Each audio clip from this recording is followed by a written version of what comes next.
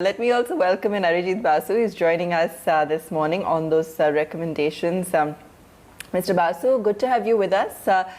Let me get your initial reactions on those debt recast rules and whether or not you feel they will be instrumental in helping to relieve those NPAs. Good morning. So, the RBI had announced the restructuring scheme about a month back, I think on 7th of August, to tide over the issues that the companies affected by the COVID crisis might face. And for the corporates, they had said that the Commerce Committee would be set up to give the financial parameters and analyze which sectors needed to be supported. So they have done their job and come out with a broad framework on the financial parameters. And going forward, as and when now the corporates approach the banks, they will be able to have a clear framework within which they can decide each of the cases.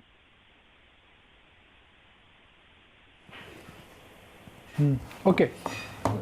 So what should we expect from SBI now?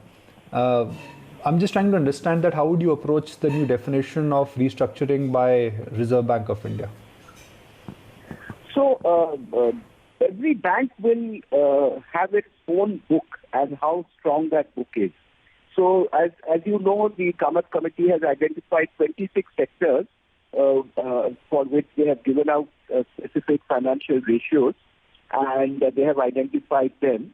But at the same time, all those 26 sectors, the companies which each bank has, including SBI, may vary. So we have given an idea about our own position at the June quarterly results. And for us, the number of companies which are impacted or have been impacted or had taken moratorium during this period was not very large. But as things open up from 1st September onward, this will get invoked if there is a default. We will have to see which are the companies that come forward. We have also internally reached out to most of these companies and done an assessment. And we feel that it is, at this point in time, not a very, very large number. Right.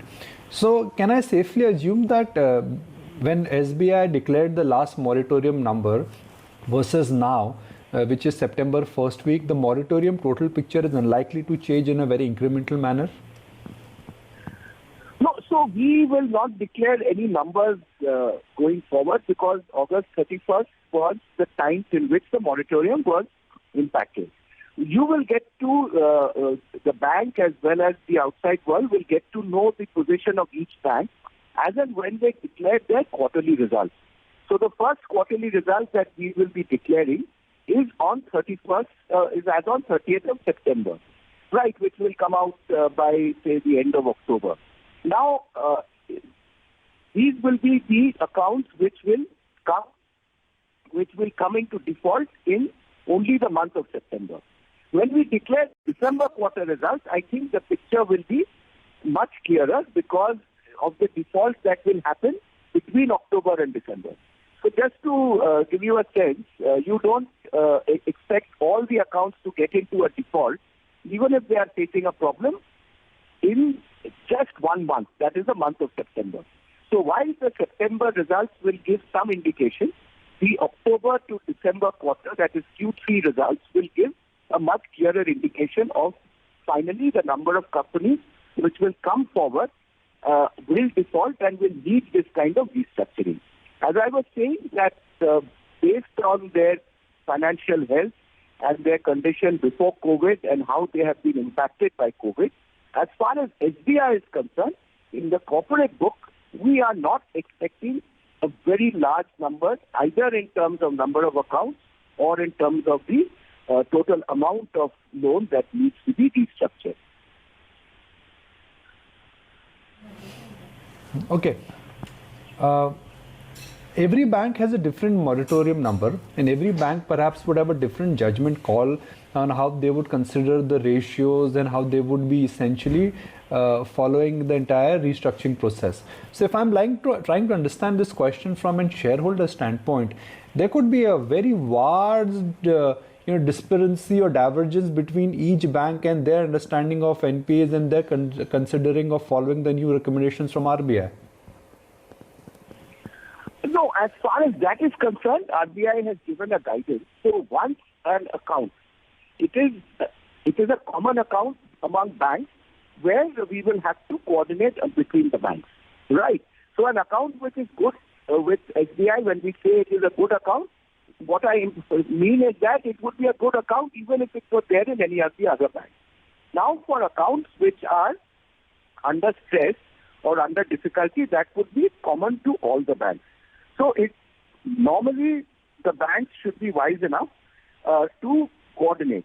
So as far as there is a provision of timing and ICA, and 75% of the lenders by amount and 60% in terms of number, RBI has already given, have to come on board. And typically what happens is, in most of the accounts, that would be the case. And those who don't want to participate, RBI has also given an indication that they can take a liquidation value and move on.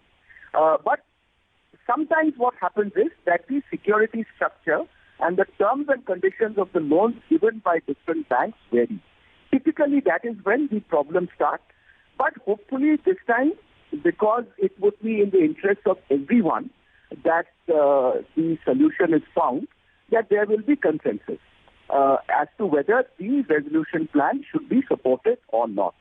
And for that also, the Indian Banks Association is there, and we hope to work with all the banks to be able to come to a solution.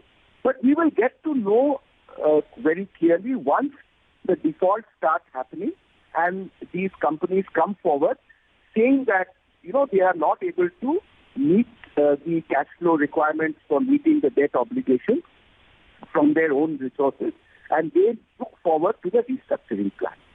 Once again, I'm reiterating, as far as SBI is concerned, the loans that we have in our books, as of now, it does not seem that even those who have not been paying their EMI installments, many of them have improved their cash flows subsequently in the later months and may not actually need this kind of restructuring and resolution plan. Mr. Basu, really appreciate your time. Thank you for joining us early morning and accommodating this interview request.